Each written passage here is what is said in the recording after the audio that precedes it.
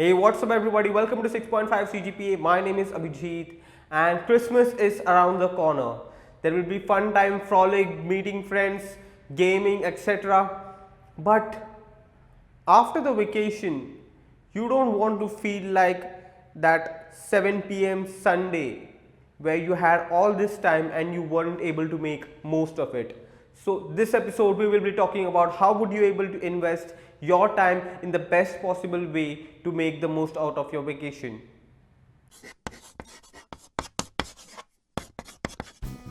Always remember, thumb rule: invest your money in experiences, not things.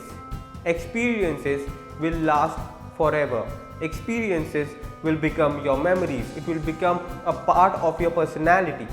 Experiences will help you build as a human. So always invest in experiences.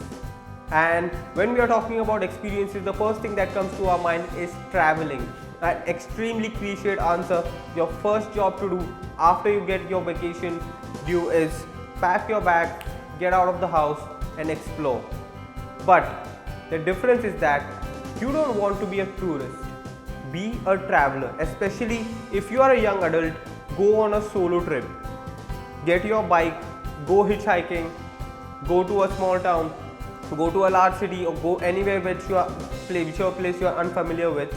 Stay there with locals, stay in a cheap hotel, eat local delicacies, talk with strangers, mix up with people from different strata of the societies and understand them. The point of traveling at this age, in your college life, in your high school life, is that you should be able to connect with people. You should understand what kind of life people are living, and that is how traveling will be the best possible way you would be able to experience so many things. And yes, most importantly, document your journey. Vlog it, write it, pen it down, Instagram it, whatever. The most important part of the journey of traveling is that you understanding how much you have learned through the process. You absorbing that knowledge, that information through people, through experiences. Tip number 2 is try a new skill. Learn something that you have never done before or learned in your previous lifespan. Whether it is cooking, as basic as that, or driving, or music, or any form of art. Try investing your time into a creative activity that will involve your mind and your physical activity to combine together and produce a particular result. Because what happens is that when you are learning something new and that includes these both activities, your mind will rewire itself.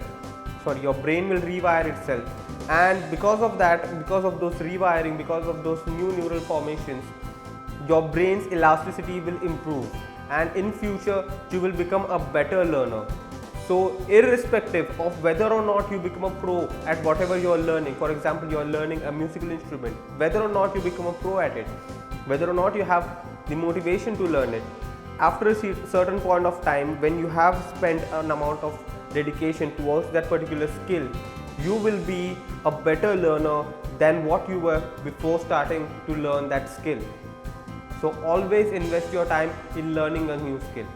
Plus, skills do count as a part of your resume, so it is a way to go. In vacation, tip number 2, invest in skills. And here we come to tip number 3, reading. This is also one of the most cliched answers you have heard, but it is worth it. Reading is basically experiencing the same thing that you do while traveling, except it's mental in nature. Reading will enhance your capabilities in your conversation skills, in your knowledge, and in other factors as in terms of personality.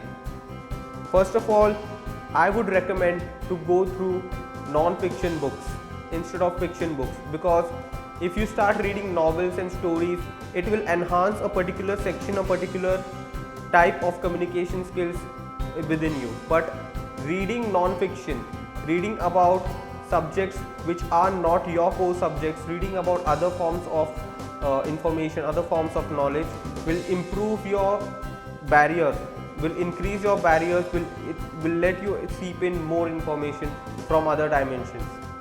For example, if you are an artist, try reading science textbooks. If you are a science student, try reading economics. If you are an economist, try understanding history or anything that is not directly related with your particular core research work or your particular subject. In this way, you would be able to diversify your knowledge, you will be able to extend your horizons, and you would be able to understand the world better. So, along with helping in your knowledge, it also helps you build your own resume. So, tip number 3, read non-fiction. And I would like to suggest you some of my favorites. First one is Thinking Fast and Slow by Daniel Kahneman.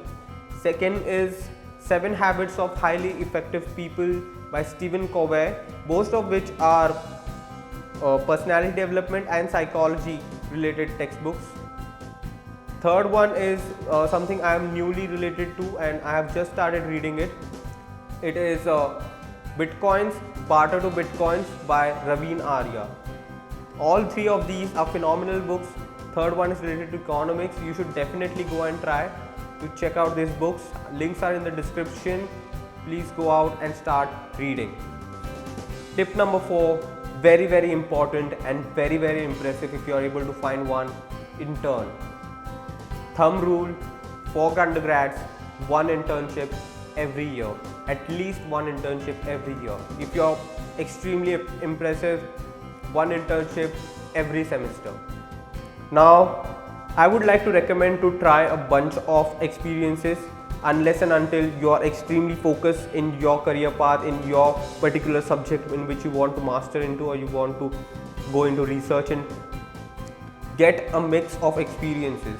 Like, you go into business development, you also go into the technical team, you try out different opportunities, you go into marketing, you go into advertisement, or try out something that is a mixed bag of experiences, because this will help you understand how a corporation works when you are functioning in different parts of the corporation.